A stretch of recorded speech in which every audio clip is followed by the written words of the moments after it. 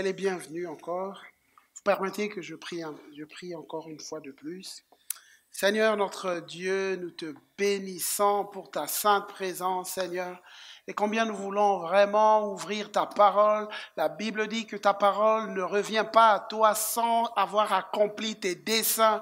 Seigneur, nous prions que ta parole accomplisse tes desseins dans nos vies, dans nos cœurs. Nous sommes là, soumis à toi. Et Seigneur, tous ensemble, nous voulons dire, Seigneur, comme Samuel, parle, ton serviteur écoute, Seigneur.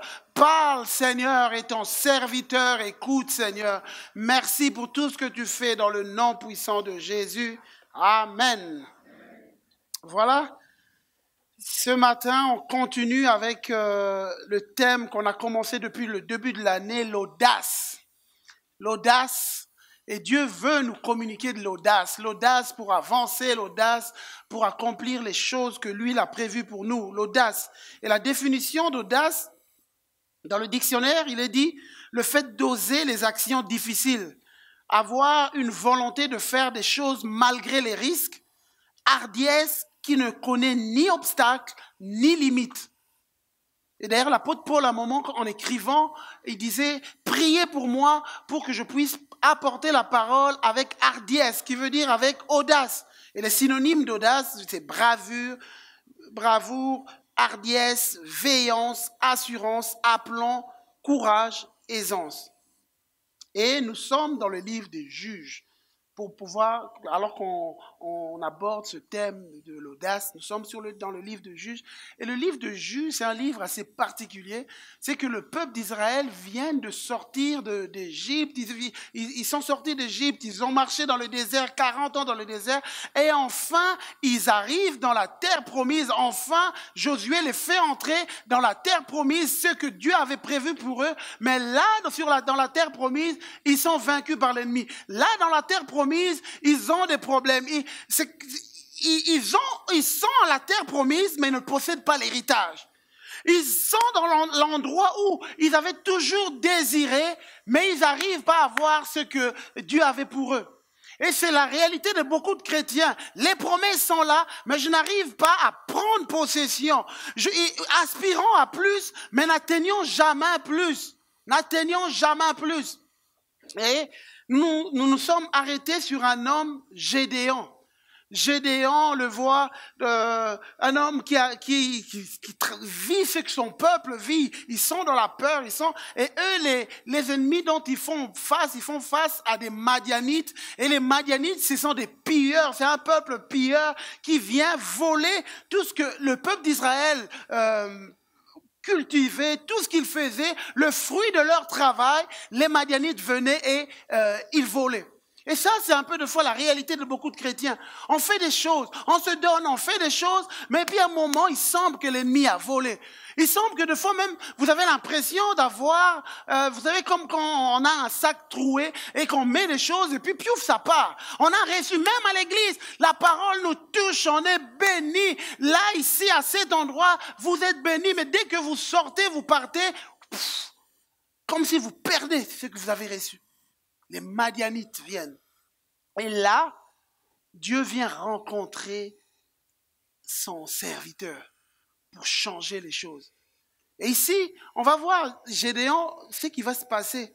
Comment Dieu va transformer cet homme qui est dans la peur pour lui donner l'audace de pouvoir délivrer tout un peuple.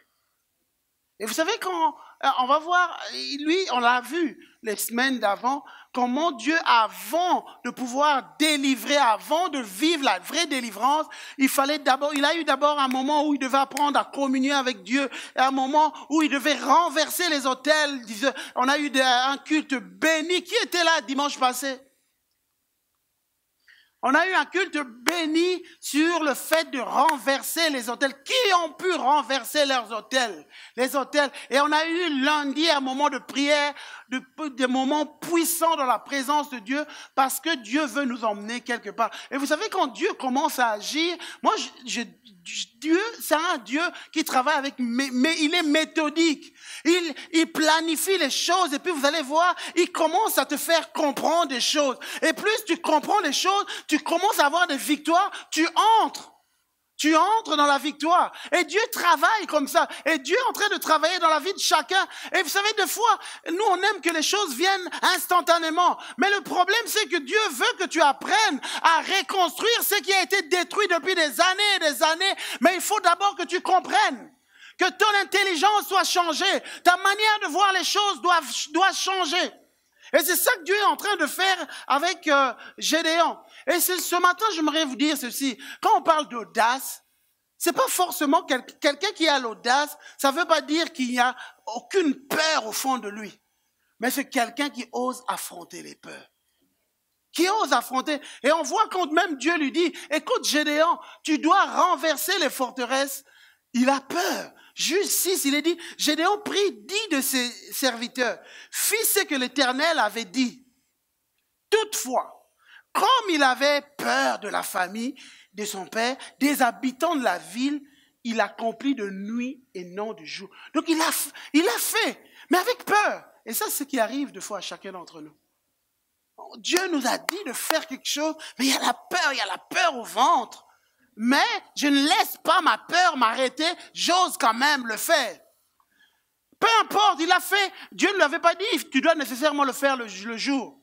Dieu ne lui avait dit ni le jour ni la nuit, lui il a choisi le jour, peu importe. Il a choisi ce qui était plus facile pour lui.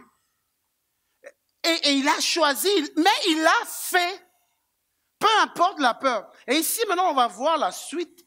Quand il va faire, il va avoir des représailles. Mais j'aimerais juste dire ceci, avant de parler des représailles. Peu importe nos peurs, osons faire. Osons faire. Vous savez, je parlais des prières je ne sais plus, je crois que c'était lundi passé ou lundi d'avant, je ne me rappelle plus. On était en pleine prière, il y avait la puissance de Dieu. Et puis à un moment, on arrivait vers la fin, il y avait ma sœur Marilyn, la femme de Thierry. Elle était là, assise, et puis le Seigneur lui disait, chante ces chants. Et Dieu lui a mis un chant dans le cœur. Mais elle, c'est quelqu'un qui est discrète, tout ça. Elle se disait, non. Mais, et puis à un moment, le Seigneur lui disait, va. Il y avait des peurs, et puis à un moment, Zor disait, bon, écoute, Zor voulait clôturer, je vois ce moment Marilyn, Zor, attends. Je sais que Marilyn est discrète. Si elle fait ça, je dis, il y a quelque chose. Zor, dans mon cœur, je dis, Zor, laisse-la parler. Et puis elle s'est levée, elle dit, Zor, Dieu m'a vraiment mis à cœur pendant que Tony était en train de jouer. Moi, il y a un chant qui m'est venu à cœur. Et puis elle est montée, elle a commencé, elle a commencé à chanter une chanson que Dieu lui a mis là, pendant qu'on était en train d'adorer. Elle s'est mise à le chanter. Il y avait la gloire de Dieu qui était descendue. Et j'aimerais dire à chacun d'entre nous, quand on ose faire le pas, même s'il y a des peurs, même s'il y a toutes ces choses, il y a la gloire de Dieu derrière. Il y a la gloire de Dieu derrière. Et ensuite, on voit, ici, donc Israël, il y a Gédéon, il y a des représailles maintenant qui arrivent. Juge 6, la Bible dit, alors les habitants de la ville dirent à Joas, fais sortir ton fils de chez toi, parce qu'ils sont renseignés. Ils sont renseignés, mais qui a osé briser l'autel de Baal? Qui a osé le faire? Et puis, en se renseignant, ils ont appris, malgré qu'il avait fait la nuit, mais vu qu'il avait des gens, il avait emmené, quand vous faites quelque chose avec des gens, ça finira par être connu. Donc, les gens ont fini par le savoir, ils sont venus chez son père. Fais sortir ton fils, car il a démoli l'autel de Baal et abattu le poteau sacré qui se trouvait dessus. Joas répondit à tous ceux qui se présentèrent à lui. Est-ce à vous de défendre Baal? Est-ce à vous de venir à son secours? Toute personne qui défendra Baal mourra avant le matin. Waouh, quel courage. Si Baal est un Dieu qui se défend lui-même, puisqu'on a démoli son autel. Il continue. Ce jour-là, on donna à Gédéon le nom de Jérubbaal, en disant que Baal se défende contre lui, puisqu'il a démoli son autel. Tous les Madianites, les Amélécites, les nomades de l'Est se rassemblèrent. Là, c'est une autre histoire maintenant qui commence à démarrer. Ils se rassemblèrent, ils passèrent le Jourdain, campèrent dans la vallée de Jizréel. Gédéon fut revêtu de l'esprit de l'Éternel. Il sonna de la trompette, la famille d'Abiézar fut convoquée pour marcher à sa suite. Amen.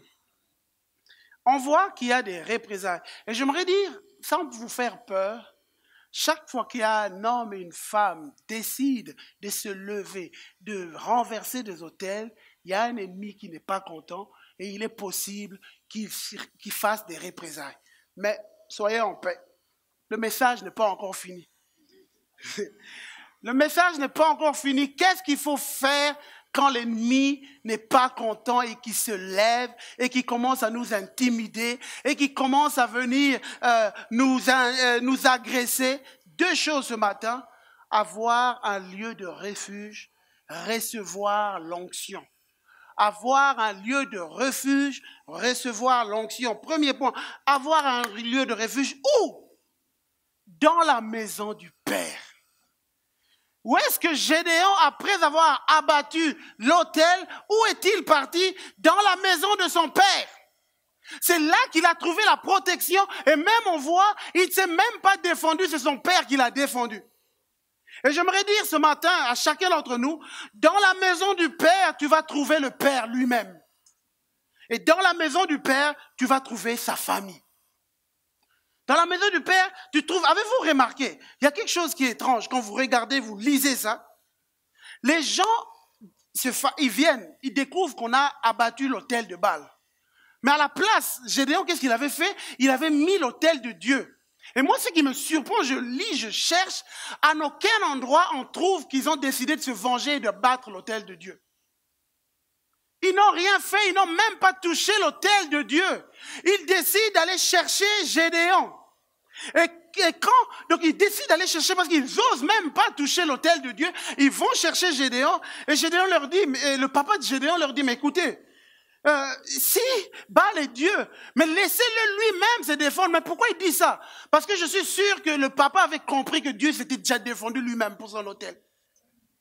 Le papa, personne n'a su démolir l'autel de Dieu parce que je peux dire, et pendant que moi je disais ce qui montait dans mon cœur, personne n'a pu oser toucher l'autel de Dieu que Gédéon avait bâti parce que Dieu est capable de se défendre seul. Dieu est capable. Voilà pourquoi ce matin, je voudrais dire à chacun d'entre nous, alors que tu es en train d'abattre ce que l'ennemi a planté en toi, tu dois apprendre à lever l'autel de la croix, l'autel de Jésus, l'autel où Jésus a été sacrifié, parce que Dieu lui-même défendra son autel qui est dans ta vie. Dieu lui-même se lèvera. Dieu lui-même se lèvera pour défendre. Dieu défend toujours son autel. Dieu défend toujours ce que Jésus a fait. Voilà pourquoi il est dit à la croix que Jésus-Christ a dépouillé les dominations, les autorités, les a livrées publiquement en spectacle, en triomphant d'elles par la croix. Et quand toi tu mets la croix dans ta vie, laisse-moi te dire, le Père défendra lui-même ce qu'il a fait. Lui-même. Tu n'auras pas besoin de te défendre, lui-même défendra. Et j'aimerais dire ceci ce matin. Il faut qu'on arrête tout le temps de se laisser faire par l'ennemi. Oui, qu'on arrête, il ne doit plus écraser nos vies. Il n'a plus le droit d'écraser nos vies. Il n'a pas le droit d'écraser ma famille, il n'a pas le droit de détruire mon couple, il n'a pas le droit de détruire mes enfants, il n'a pas le droit. Et moi, je viens planter l'autel de la croix et parce que je le fais, je sais que le Père défendra. Jérémie 1, 19, il est dit, ils te feront la guerre, mais ils ne te vaincront pas. Car je suis avec toi pour te délivrer, dit l'Éternel. Ils te feront la guerre. Les guerres vont se lever. Les représailles vont se lever. Mais Dieu te dit, parce que tu t'abrites dans la maison du Père, ils te feront la guerre, mais ils ne te vaincront pas. Ce matin, je suis venu dire à quelqu'un, ne te laisse plus faire. Ne te laisse, je ne parle pas le fait de devenir un rebelle dans l'église. Je parle du fait de te rebeller contre l'ennemi. Ne te laisse plus faire, ne te laisse plus écraser, ne te laisse plus faire. Je suis venu te donner la force de pouvoir te lever ce matin. Dieu veut le faire. Et le psaume 91, il dit, il te couvrira de ses plumes et tu trouveras un refuge sous ses ailes. Sa fidélité est un bouclier et une cuirasse. Tu trouveras Tu trouveras un refuge en lui. Tu trouveras un refuge dans la maison du Père. Tu trouveras une protection dans la maison du Père. À moins que tu ne crois pas que ton Père est capable de te garder. Alors, si tu ne crois pas, ça ne sert à rien même que tu viennes à l'église. Ça ne sert à rien. Parce que vous savez, tout est basé sur notre foi. Tout est basé sur notre foi, sur ce que Dieu est capable. Voilà pourquoi nous venons semaine après semaine pour que Dieu fasse ce qu'il veut faire dans nos vies. La Bible dit, il te couvrira. Il te couvrira. Et Ésaïe 54, toute arme forgée contre toi sera sans effet. Et toute langue qui se lèvera en justice contre toi, tu la condamneras. Tel est l'héritage des serviteurs de l'Éternel. Tel est le salut qui leur viendra, dit l'Éternel. Toute arme forgée contre toi sera sans effet. Toute langue qui se lèvera contre toi, et puis il est dit, c'est toi qui vas les condamner. Qui va condamner cette langue. C'est toi qui vas réagir. C'est toi qui vas te lever. C'est toi. Il faut que des hommes et des femmes, qu'on apprenne à se lever. Qu'on apprenne à se lever, qu'on apprenne à se lever alors qu'on s'abrite dans le Père, qu'on apprenne à se lever. Et Ésaïe 54, 15, il est dit, si l'on forme des complots, cela ne viendra pas de moi. Quiconque se liguera contre toi tombera sous ton pouvoir. Tombera sous ton pouvoir. Et ce matin, abrite-toi. L'ennemi peut essayer de faire ses représailles. Toi, tu es dans la maison du Père. Toi, tu es en contact avec le Père. La Bible dit dans Psaume 91, celui qui demeure à l'abri du Très-Haut repose à l'ombre du Tout-Puissant. Vous savez, moi, ce verset, il fut un temps, moi j'avais à l'époque des cassettes.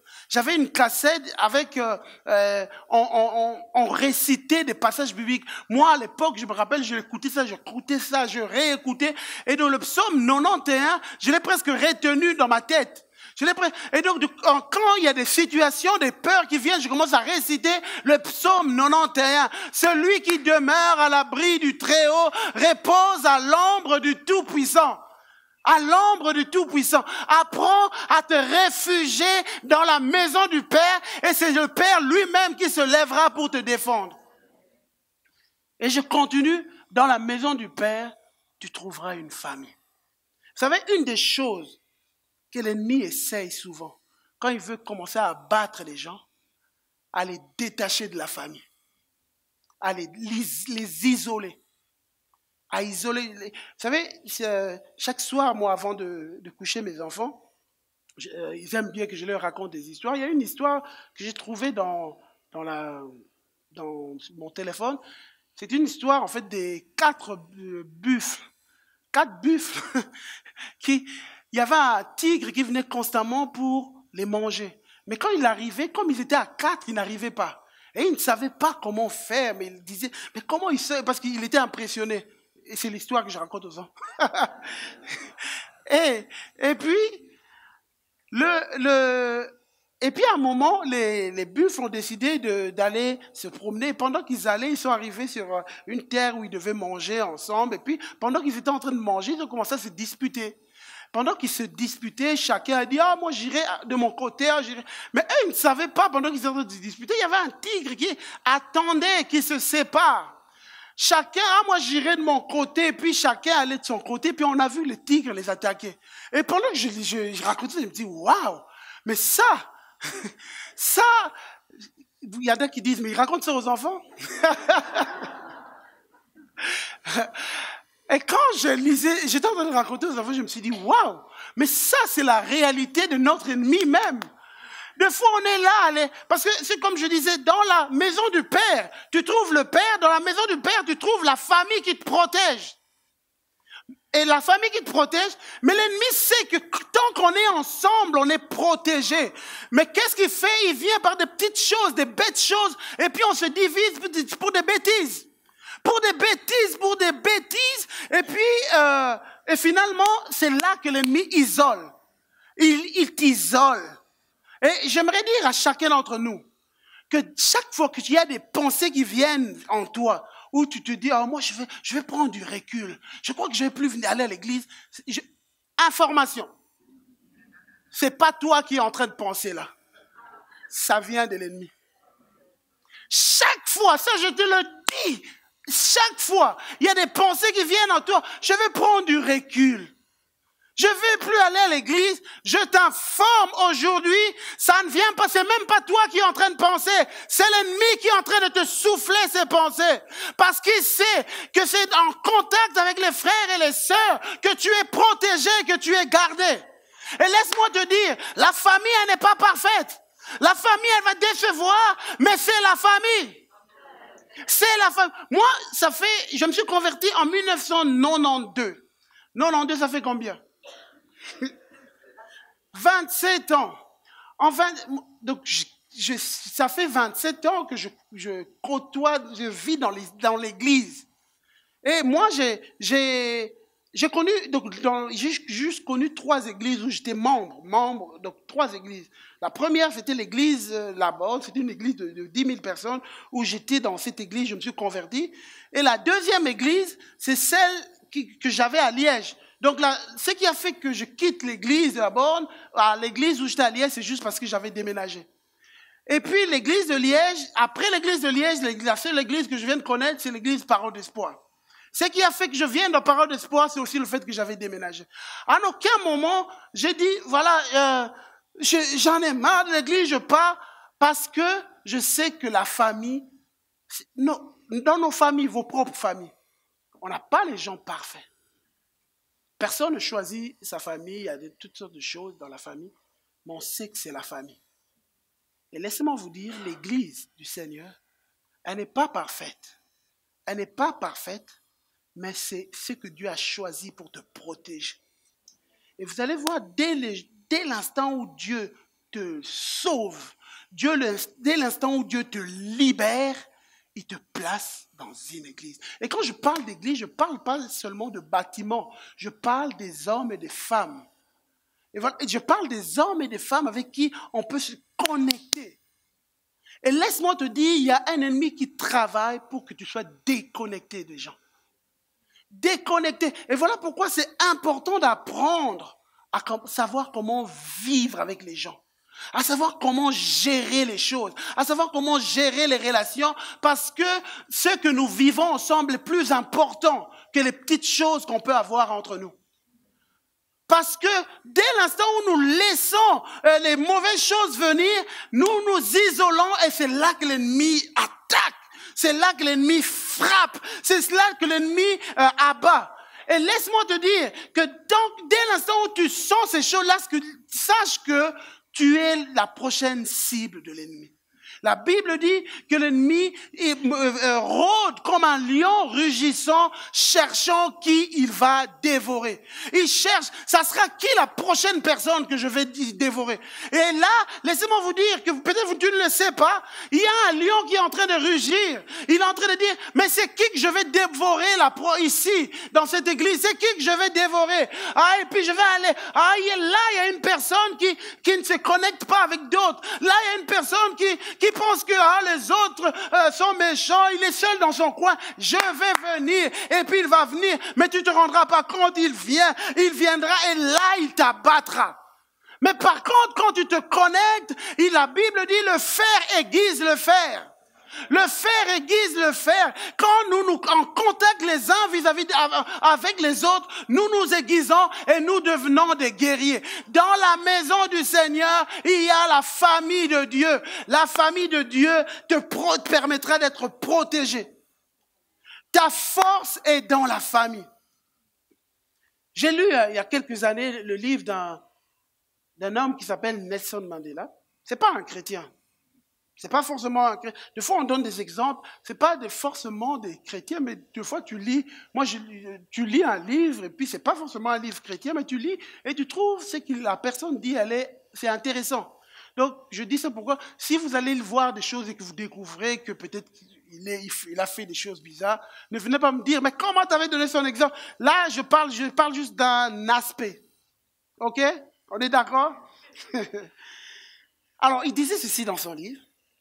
Il dira, Les autorités, donc quand il parlait de sa vie en prison, il a dit, les autorités ont commis la plus grande erreur en nous gardant réunis.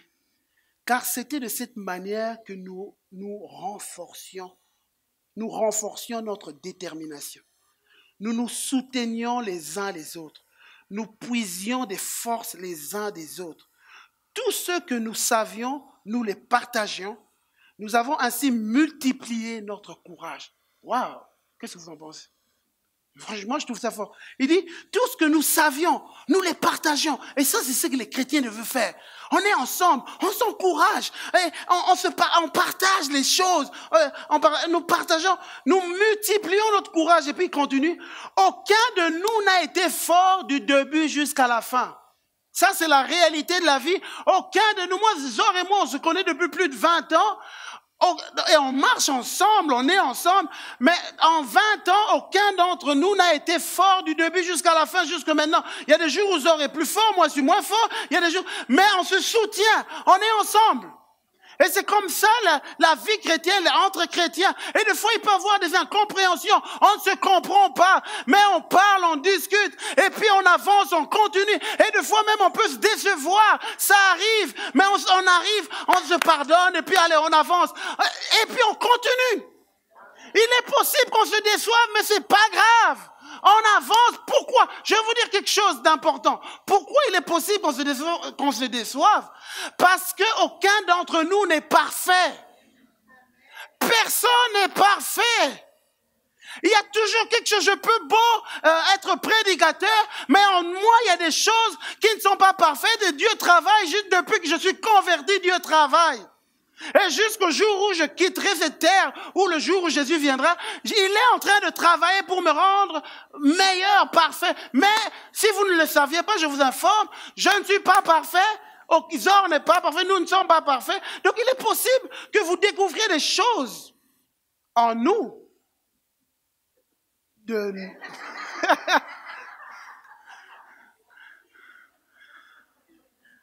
Non, on va toujours vous édifier.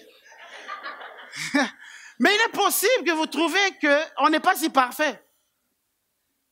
Mais ce qui est important, vous savez, il y a une chose, je vous dis, il y a une chose dans la Bible, il est dit, il y a une seule chose que les chrétiens ont qui est parfait. Vous savez c'est quoi? Non, l'amour.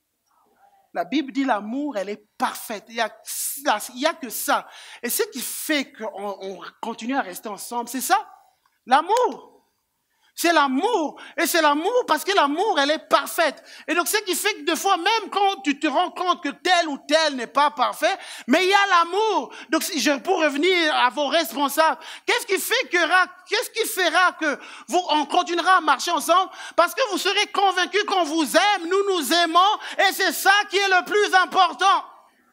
C'est ça qui est le plus important et nous avançons ensemble. Là, nous nous mettons devant la parole, nous prêchons la parole et la parole me change, la parole te change et nous avançons ensemble parce que nous savons que sans cette parole, personne d'entre nous ne sera comme Dieu veut, mais parce que nous prêchons la parole, parce que nous annonçons la parole, nous sommes changés tous les jours, chacun d'entre nous.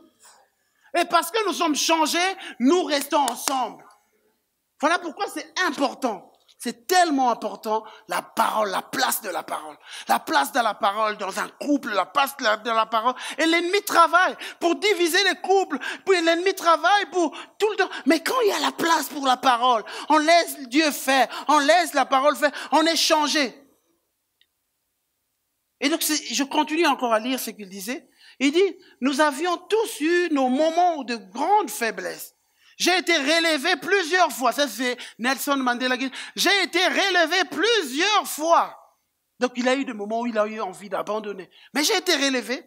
Mes seuls moments de désespoir, donc où il s'est dit, il n'y a plus d'espoir, où j'étais prêt à abandonner, était quand on me mettait en isolement. Les seuls moments, c'était quand j'étais dans l'isolement. Les conditions n'étaient pas pires. Même nourriture, mais le fait d'être seul faisait dépérir mon âme. Et cela, c'est un choix d'être connecté avec des gens. choisi d'être connecté. Et donc, je vous parlais de ma vie chrétienne. Moi, ça fait donc 27 ans, comme on a dit, je suis connecté avec des chrétiens. Est-ce qu'en 27 ans, j'ai pas été déçu? J'ai été déçu. Mais je ne suis pas resté sur ça. J'ai avancé. J'ai avancé, et je peux vous dire aujourd'hui, moi, j'aime l'église, j'aime les chrétiens, j'aime être avec les chrétiens. Moi, je me sens bien. Je me sens bien quand je suis avec les chrétiens. Je me sens bien quand je suis avec Benjamin, je suis avec tel ou tel. Je me sens, je le cite, Benjamin, parce qu'il aime la communion fraternelle et after, c'est pour ça que je l'ai cité. Je me sens bien, moi, quand je suis au milieu des chrétiens. On parle, on blague, on rit. On parle pas forcément des choses spirituelles, mais j'aime juste être avec les chrétiens. Moi, je me sens bien dans l'église, je me sens bien dans la famille de Dieu. Alors, si tu te sens pas bien, mon frère, viens me trouver, je vais t'expliquer. Viens. Je me sens bien dans l'église, j'aime le peuple de Dieu, j'aime les enfants de Dieu, j'aime l'église. J'aime. Et c'est important, c'est quelque chose. Et c'est ça qui nous fait avancer. C'est ça qui nous fait avancer. Et peu importe l'endroit, peu importe les pays, tu vas découvrir. Et vous êtes déjà arrivé, moi, il m'est déjà arrivé plusieurs fois de voyager. Tu vas dans un autre pays, dans une église, mais tu as l'impression, mais cette personne, on est connecté comme si on se connaissait, comme si on était né dans une même famille. Ça vous est déjà arrivé? Ça, c'est l'Esprit de Dieu. Ça, c'est ça qui nous connecte. Et je trouve ça beau, c'est magnifique. C'est magnifique. Moi, je me suis converti en Afrique, je suis venu en Belgique, à un moment, je suis allé au Canada. Mais les chrétiens sont pareils. Ils ont quelque chose de mon père. Ils ont quelque chose de mon papa. Je les aime, les chrétiens. Je les aime. Et j'aime l'église. Et laisse-moi te dire, dès que tu vois que cet amour commence à disparaître, sache qu'il y a un ennemi qui est en train de tirer ses flèches dans ton cœur. Il est en train de tirer ses flèches dans ton cœur pour t'isoler, pour te séparer. Et voilà pourquoi, ici dans l'église, on veut maintenir cette communion. Et voilà pourquoi on a décidé, dans l'église, de démarrer des maisons de prière. On a décidé de démarrer des maisons de prière. Mais pour ça, on lance l'appel. C'est des gens qui voulaient accueillir des maisons de prière chez vous. Venez nous trouver, Zor et moi. Venez nous trouver. On aimerait bien, on est en train de prier, mais nous, on aimerait bien qu'on le commence dès le mois de février.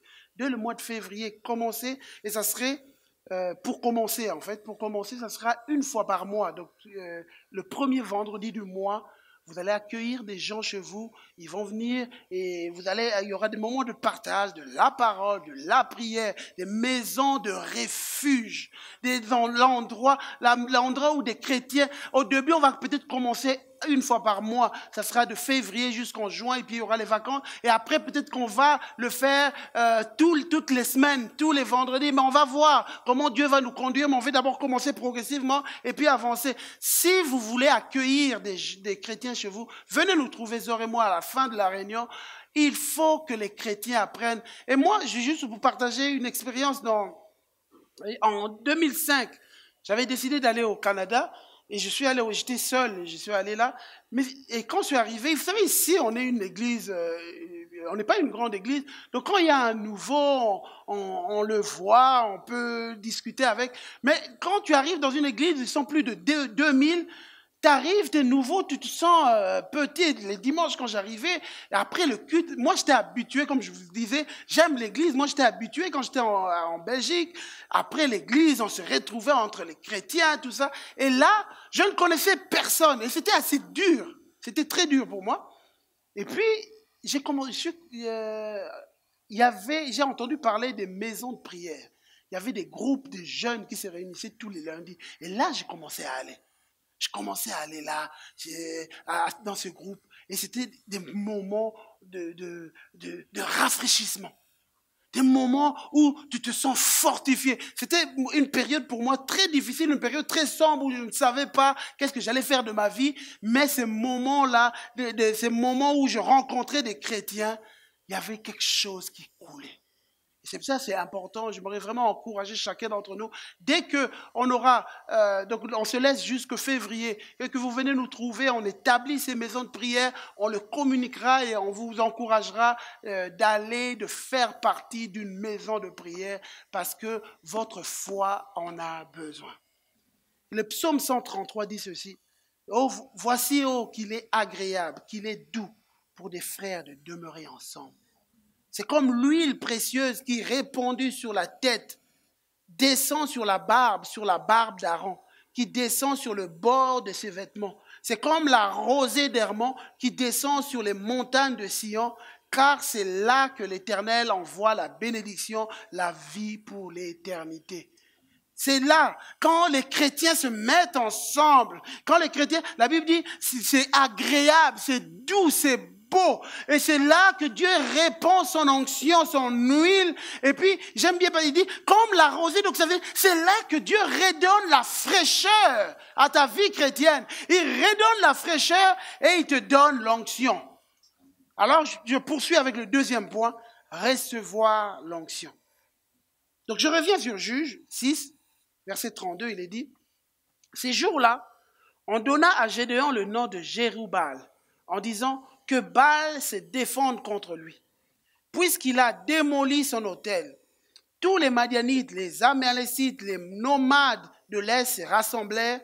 Ils passèrent le Jourdain et campèrent dans la vallée de Jizréel.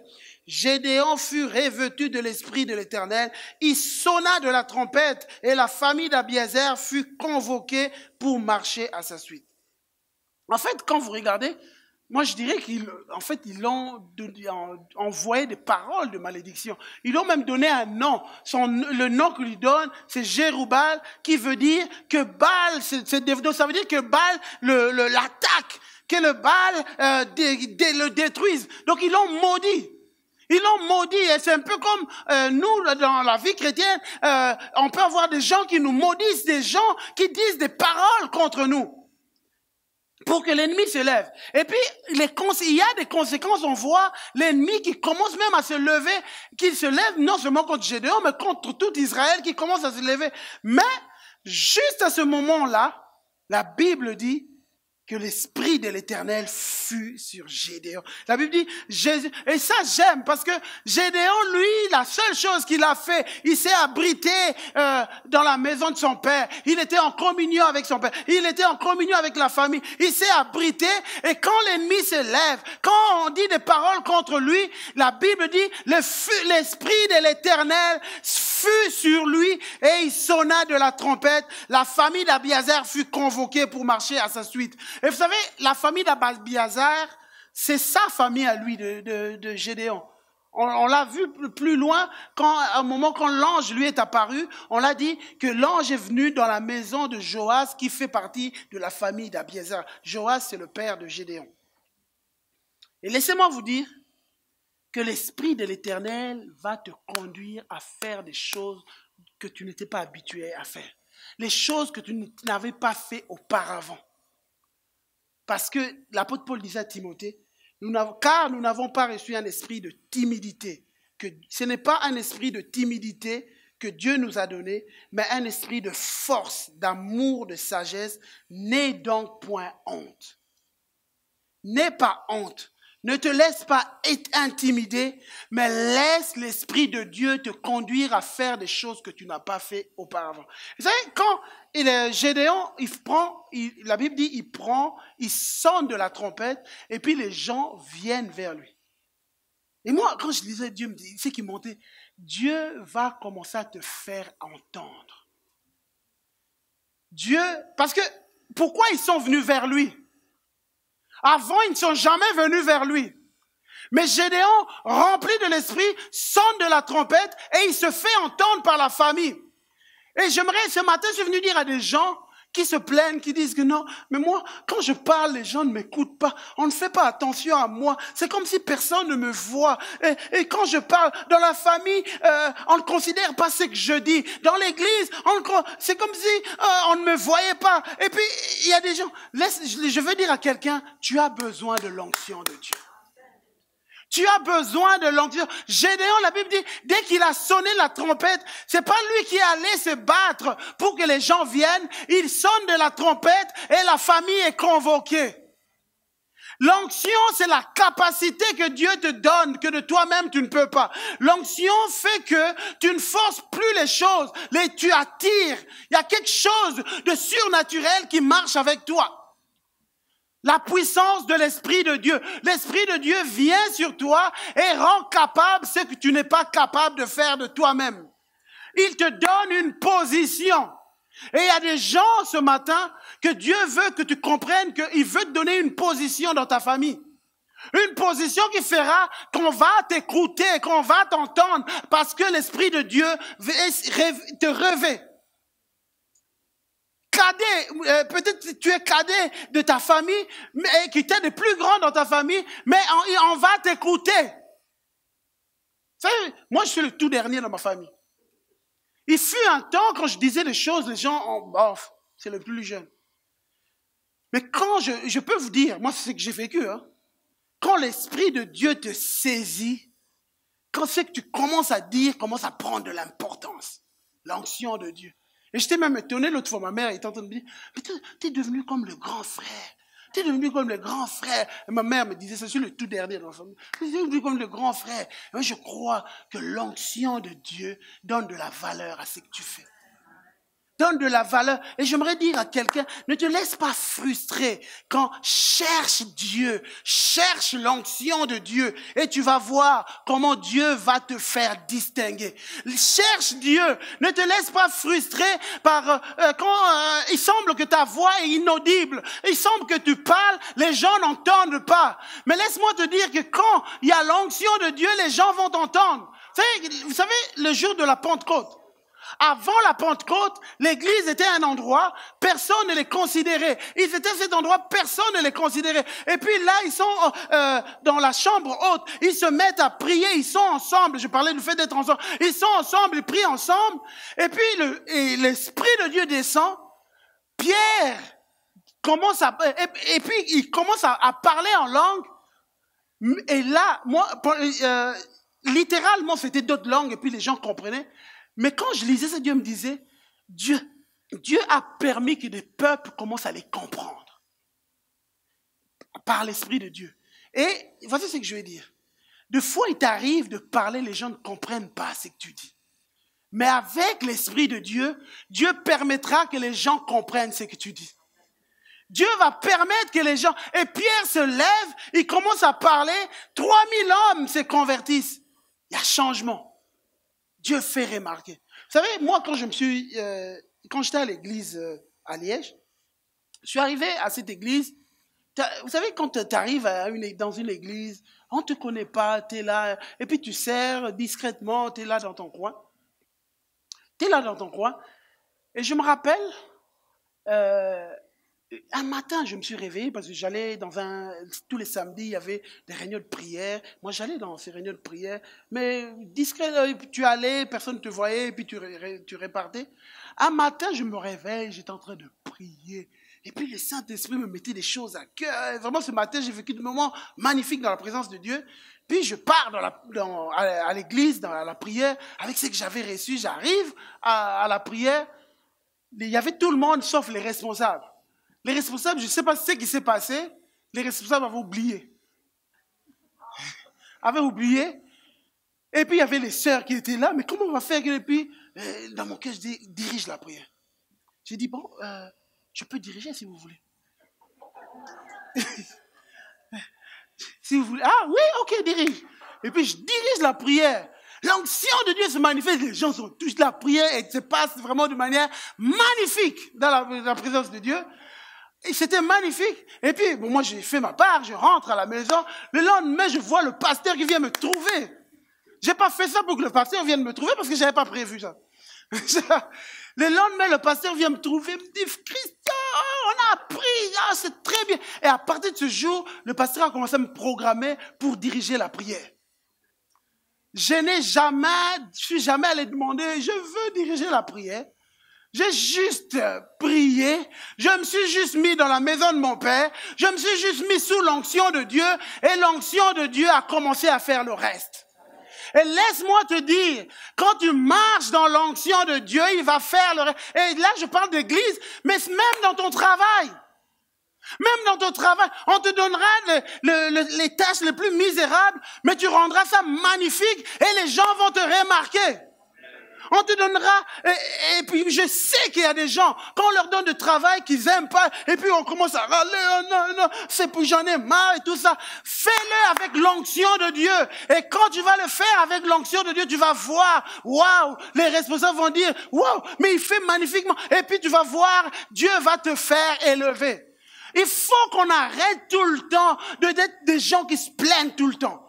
Des gens qui... Moi, je vais te dire quelque chose. Si tu penses faire quelque chose en te plaignant, alors ne le fais pas. Mais si tu le fais, fais-le bien, avec l'onction de Dieu.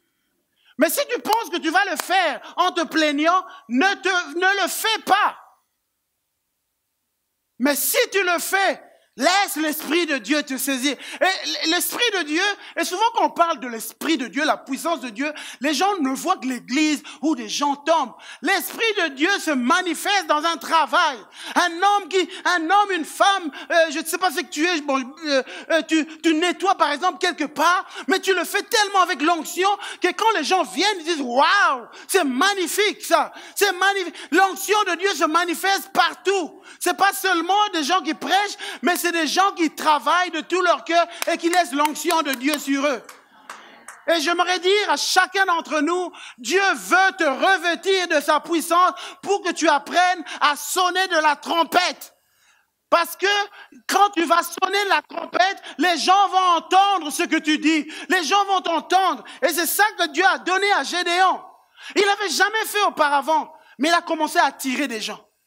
Et je veux dire à des hommes, il y a des gens de ta famille qui vont commencer à t'entendre. Tu vas voir, tu parles, ah tiens, les gens s'arrêtent. Ils veulent savoir ce que tu dis. L'onction de Dieu. Dans ta maison, tes enfants qui ne comprenaient pas ce que tu disais vont commencer à comprendre. Vont commencer à comprendre. Des parents, des gens autour de toi qui ne comprenaient, ta voix était audible, inaudible. Va devenir audible, les gens vont commencer à t'entendre. C'est l'onction de Dieu. C'est voilà pourquoi il ne faut pas se laisser être frustré. Laisse l'onction de Dieu. Et moi, vraiment, ce qui montait dans mon cœur, c'est qu'il y a des gens qu'on n'entendait pas, que Dieu va faire entendre. Dieu va faire entendre. Et ce n'est pas seulement dans l'église, mais dans les familles. Des gens qu'on ne comprenait pas, qu'on va commencer à comprendre. À cause de l'onction. Et c'est pour ça qu'il faut que tu arrêtes. Et Gédéon, ce jour-là, a compris qu'il avait quelque chose à jouer. Il faut que tu arrêtes tout le temps de te mépriser. Entre dans la présence de Dieu. Cherche la présence de Dieu. Mets-toi dans la présence de Dieu. Que Dieu devienne ta priorité. Dieu devient ta priorité. La famille de Dieu devient ta priorité. Et alors que tu le fais, l'Esprit de Dieu va se reposer sur toi. Mais j'aimerais dire quelque chose d'important. Il n'y a pas d'onction sans la présence de Dieu. Et j'aimerais vraiment dire quelque chose ici. C'est que beaucoup d'entre nous, nous levons le matin, on se précipite à sortir de la maison sans avoir un temps où on se tient devant Dieu. Sans avoir un temps où on se tient devant Dieu, où Dieu renouvelle ses forces, où Dieu renouvelle son onction. Et j'aimerais dire quelque chose. Souvent, quand la prière du matin se prépare avant de dormir. Ça veut dire quoi? La prière que tu vas vivre le matin se prépare la veille. Ça veut dire quoi? Apprends à régler ton temps par rapport à ton réveil de demain. Si tu passes beaucoup de temps et que tu dors très tard, crois-moi, le lendemain, tu seras très fatigué. Tu n'auras pas la force de prier. Mais si tu te prépares le soir, tu sais que non, discipline-toi. Je dois dormir plus tôt. Ou alors, essaye de préparer dans la prière. Fais quelque chose, mais prépare tes journées de matin pour que la journée ne te vole pas. La grâce et l'onction de Dieu. Prépare ça. Il faut que chacun d'entre nous, il faut qu'on apprenne à se préparer. Et puis le matin, tu te réveilles, tu te précipites. Et l'ennemi aime toujours nous précipiter à faire le matin, tu te réveilles, je dois faire ça, je dois faire ça. Et puis paf, tu pars, tu le fais. Et puis à un moment de la journée, tu es épuisé. Il n'y a plus rien, il n'y a plus de force. Et tu ne comprends pas, il n'y a plus rien. C'est en demeurant, essaye de prendre du recul, réveille-toi un peu plus tôt, essaye de prendre du temps dans la présence de Dieu. Et alors que tu le fais, Dieu renouvelle sa force et son onction. Dieu renouvelle et c'est là que tu apprends à devenir audible. C'est là que tu apprends à commencer à parler. Et moi je crois qu'il y a des hommes, même dans le monde spirituel, il faut que ta voix commence à porter. Il faut que ta voix commence à porter. Ça veut dire que tu commences à dire des choses et ces choses s'accomplissent. Mais comment est-ce que ça s'apprend? C'est dans la prière. C'est dans la prière. Et alors que tu viens, tu apprendras à sonner de la trompette. Vous savez, en Israël, pourquoi on sonnait de la trompette? On sonnait de la trompette pour convoquer des hommes et des femmes. On sonnait de la trompette pour déclarer la guerre. On sonnait de la trompette pour déclarer que Dieu, la présence de Dieu est là. On sonnait, et Dieu veut faire de chacun d'entre nous des hommes qui sonnent de la trompette, qui se lèvent et qui commencent à convoquer. Il faut que l'église Parole d'Espoir, que nous commençons à convoquer Arlon, qu'on commence à sonner de la trompette. Il faut que chrétiens, qu'on commence à convoquer nos familles en sonnant de la trompette. En sonnant de la trompette. Moi, ce matin déjà, j'ai commencé à sonner de la trompette dans ma famille. Il faut que ça commence dans la prière.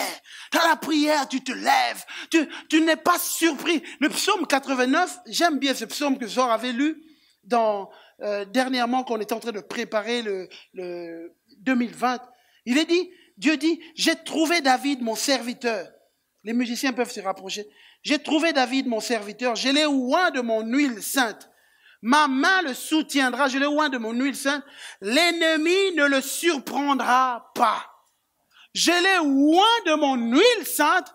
L'ennemi ne le surprendra pas. Vous savez, souvent on est surpris, parce que quand on ne prend pas le temps le matin, quand on ne prend pas, on dit tout de suite, on court, on doit faire ceci, on doit faire cela, on court, et puis dans la journée, on est vidé, il n'y a plus rien, et puis on est surpris pendant la journée. Mais Dieu t'appelle, mon frère, ma sœur, à commencer à sonner de la trompette. Et hier, je parlais avec un chrétien, je finirai avec ça.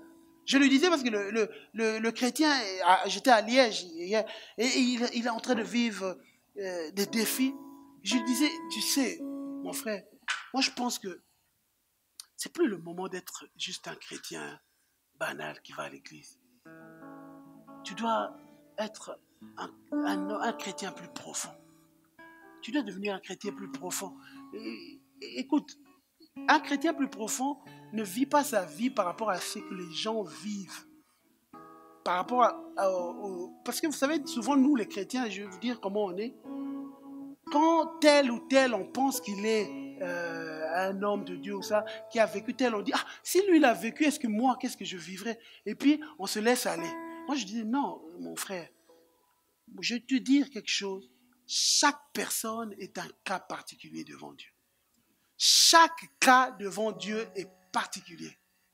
Donc, toi, tu dois arrêter. Il faudrait que tu as besoin de savoir ce que Dieu dit pour toi. Mais ne regarde pas, ah, il a fait ça pour tel. Mais chaque personne est un cas particulier devant Dieu. Il faut que tu comprennes que ta vie est un cas particulier devant Dieu.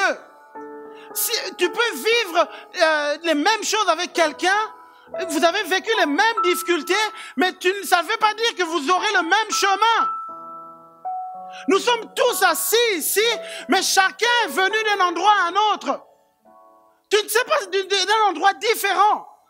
Tu ne sais pas ce que j'ai vécu la nuit. Tu ne sais pas ce que j'ai vécu. Tu ne sais pas ce que j'ai fait. Parce que chacun d'entre nous a une histoire, et il faut qu'on comprenne cela. Il faut qu'on comprenne que je ne vais pas mener ma vie par rapport à, ah oui, tel a vécu. Est-ce que moi, non, tu es une personne particulière. Commence à te lever. Et ça, Gédéon avait compris ça. Gédéon avait... Et c'est pour ça dans la vie, on a des gens qui finissent par percer, à réussir, et il y a des gens qui restent constamment dans les mêmes endroits, dans les mêmes défaites. Mais Dieu veut que tu ne restes plus dans les mêmes défaites et que tu comprennes que je dois prendre la trompette et je me tiens sous l'onction, je sonne de la trompette, je convoque et j'appelle ce qui est à moi. Parce que la trompette te fera appeler ce qui est à toi. Est-ce qu'il y a des hommes ici qui veulent se lever comme Gédéon, qui disent, je vais prendre la trompette et je sonnerai de la trompette. Alléluia. On va se courber alors que Zor viendra prier pour nous, selon que l'Esprit va le conduire. Il y a différentes choses que je dis ce soir. Mais je pense qu'il y a des choses qui ont été dites parce que Dieu veut accomplir des choses dans nos vies. Selon que Dieu va conduire Zor, il va nous conduire dans la prière. Alléluia.